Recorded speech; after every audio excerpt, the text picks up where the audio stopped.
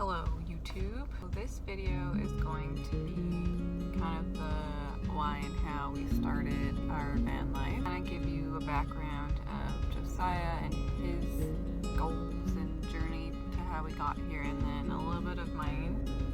Josiah's not here this week, he's away. So I'm kind of just gonna start from the beginning and start with myself. I've always had an interest in being adventurous, and I wanted to explore and I wanted to try new things. This interest kind of came after I graduated high school. My brother was a huge influence on me in this kind of area of my life. He started rock climbing right when I graduated, so that was like 2015. He really encouraged me to do that with him. We did camping together, hiking, we snowboarded and skied, so he really kind of led me in this path.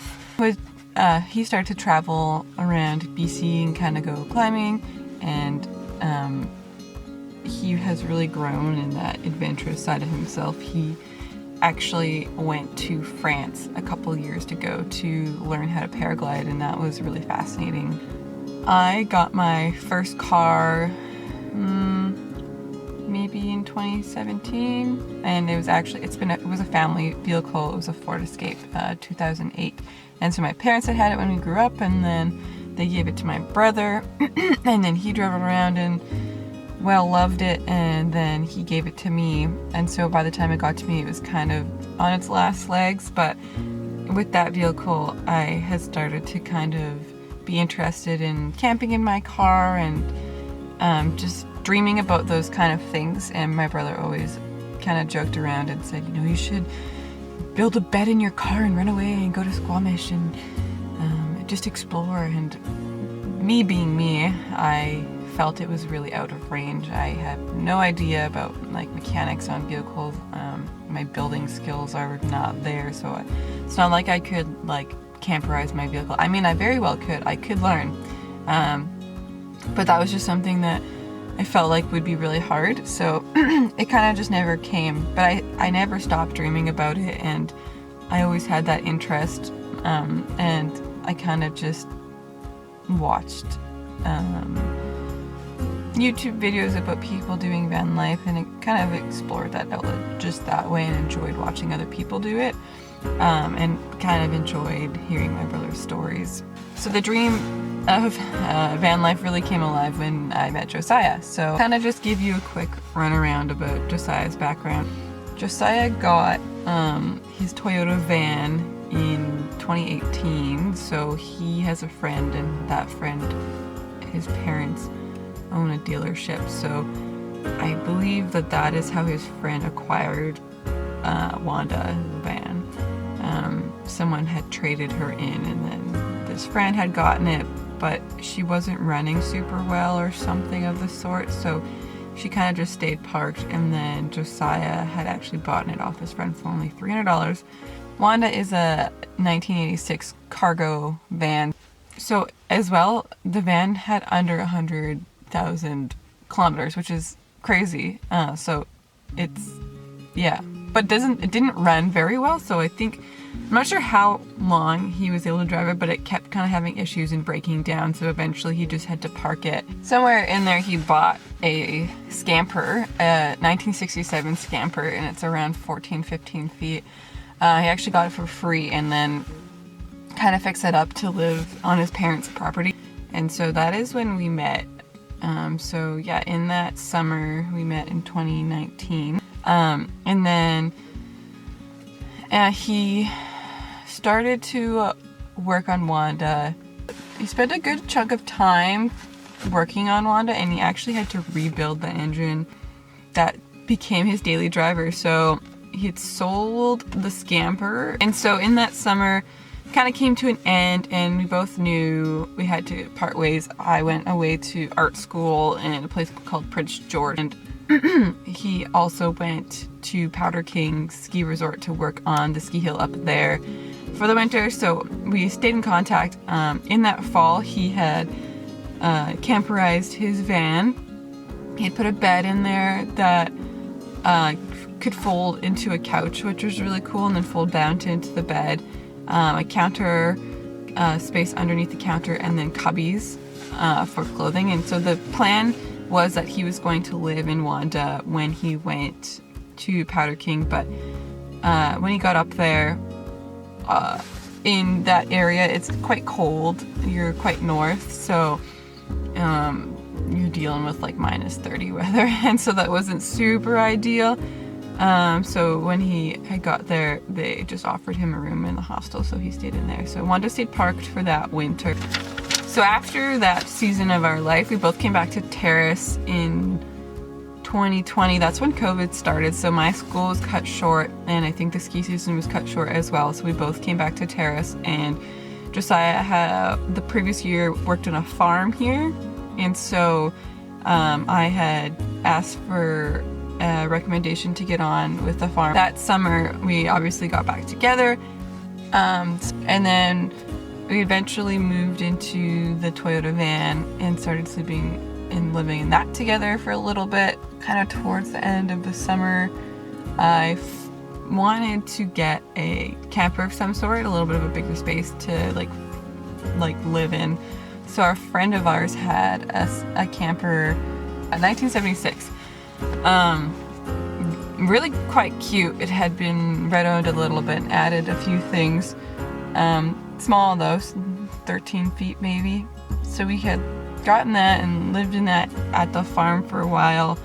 And then there were some things that had happened, so we couldn't stay there. And then the hardest part about this was we did not have a truck to pull it, the camper. So whenever we had to move it, we'd have to call up a friend.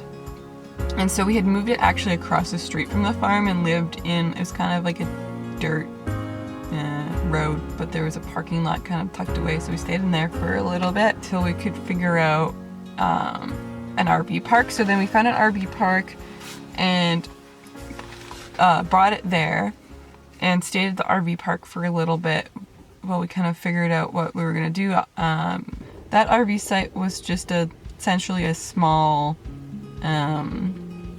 cement parking lot with some bathrooms and a shower in the middle. Wasn't the greatest place. It was a little bit sketchy. So Josiah's family had actually offered, why don't you just come and bring your camper to our place for the winter. So we had done that. So that was a season. We stayed there. It was quite cold and quite small. So after a few months, I started to get a little bit restless. We also got a dog.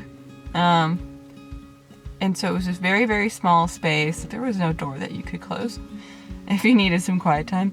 So essentially I needed some space. So in January, I had a friend that was working away for like a couple months, 6 months, 7 months. And she had a little teeny tiny studio apartment that she was renting out for a good price.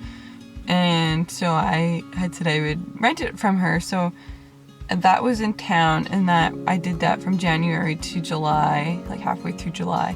And that was quite nice. And so when July came around, I knew that my time was coming up because she was coming back. So me and Josiah were looking into what we should do next. And so we kind of looked into maybe getting a tiny home, like renting, or trying to get rent in Terrace somewhere. And the rent is really hard, I'm sure everywhere. We couldn't find a place that we could essentially afford, and at that time my job was coming to an end and I wasn't sure what was going to be next for me and whether or not I would be able to collect unemployment. So we were like, last minute saw an RV on Facebook, buy and sell, and it just so happened that it was someone that lived like in our area out of town. And so we were like, okay, well, why don't we just like go and check that out? And it looked like it was in really good shape, and it was owned by an older couple. And so we were like, like this maybe we should just get another like camper van. And so I was like a little bit hesitant because we were both hesitant. We were worried like the first time it didn't work out, but like we had to like keep in mind that the camper was so small, and this we didn't have a truck to pull it in. So, but the camper van drove itself, and it was quite large, and so we're like, well, that's like a big space. Maybe we can like somehow break it up so that we can like close a curtain, so that's a wall, so we can have some individual time. And so Josiah had actually gone and checked it out without me. I was at work. He also knows all the mechanics and knows what to look for, so he dealt with that, and we were able to buy a 1984 Chevy Mallard for 6,500 Canadian. And yeah, it's in pretty good shape. We can do an actual tour of it and talk more about it and the mechanics again, probably in the spring when everything is dewinterized. Yeah, so there's things that we're still like trying to work out and see if they work. We'll probably take it in this summer to have them look at a few things. Anyways, getting back on track here. So we bought that in July, and then Josiah's brother was actually house sitting for someone again who lives out of town, kind of in the area where the parents are, and so this people that they're house sitting for had a nice property, and so we were able to just go and park and live in their driveway for like 3 months and kind of use their utilities inside, and that was super nice. And then when they came back, we initially had actually planned to go and find an RV site to stay at.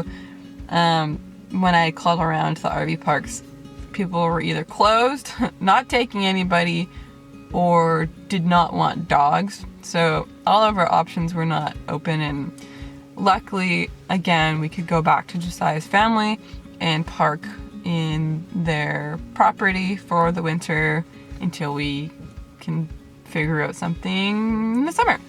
So that's where we are right now.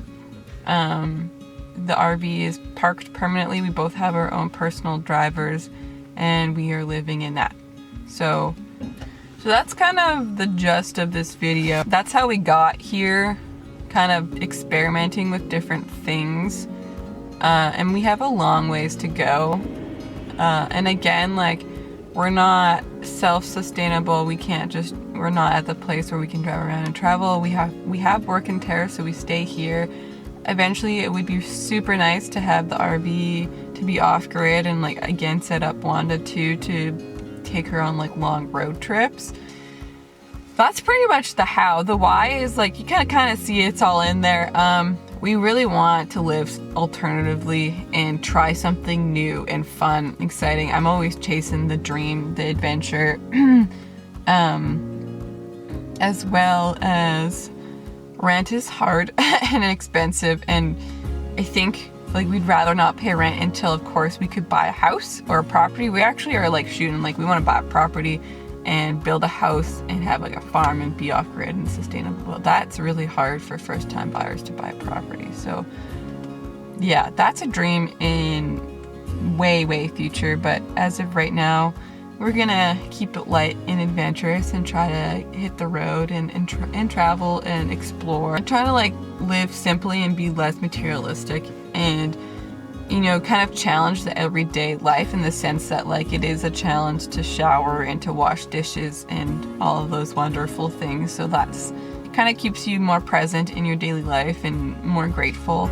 But yeah, overall it's just fun. I really like painting and redoing, and I think that's something that's really cool is when you own something, you can alter it in the way that you want, whereas when you're in a rental, like it's not as easy to be able to do those things. I think that's pretty much it for this video. Our next one is going to be the experience of living in the RV for the winter. But with all that being said, thank you for watching. If you're watching, like the video if you truly did like it. Again, we want to connect with people, and that's kind of why we're doing this, and we'll also link our Instagram down below, and you can connect with us that way. Definitely say that so far this has been a positive experience. Even if like one person watches, I've been having a really good time filming and editing and having a new creative outlet. It's been giving me some joy, so yeah. If not for you guys, also for me to have fun. Thanks again. Hope you enjoyed.